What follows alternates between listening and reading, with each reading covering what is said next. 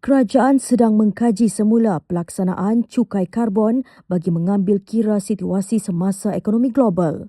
Menteri Sumber Asli dan Kelestarian Alam, Datuk Seri Arthur Joseph Kuro berkata, langkah itu penting bagi mengelakkan tekanan tambahan kepada industri dan rakyat susulan krisis bekalan tenaga serta ketegangan In order geopolitik. for us to set up the carbon emissions trading framework, if we look at what the Prime Minister announced dalam ucapan belanjawan bagi tahun ini, kita sebenarnya mempunyai perancangan juga untuk memperkenalkan cukai karbon.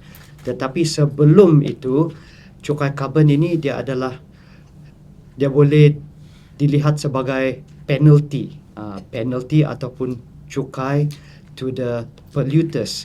But in order to be fair for all the industries, we need to set up as well the framework for carbon credit so that we can have the credit before we put in the penalty tax. So selepas framework ini sudah ada, it will focus on first making sure that our carbon credits are measurable and also verifiable so that they can be backed by data and proper integrity. Cukai karbon yang sebelum ini dirancang melibatkan sektor seperti keluli, simen dan pembinaan berkemungkinan ditangguhkan.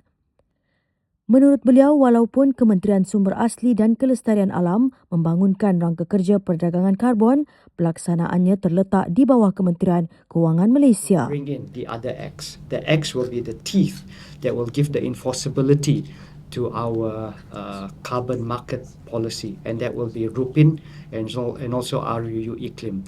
Through that, we can then set up our carbon registry, and with the carbon registry, then we can have a holistic data of all the carbon we have in the country, including how it can be measured, priced, and also be traded internationally after this. So this will be the framework moving forward. So today is a big step with the launching of the National Carbon Market Policy. Namun kerajaan menegaskan komitmen terhadap agenda perubahan iklim tetap diteruskan, termasuk mempercepat peralihan kepada tenaga boleh baharu dan ekonomi hijau.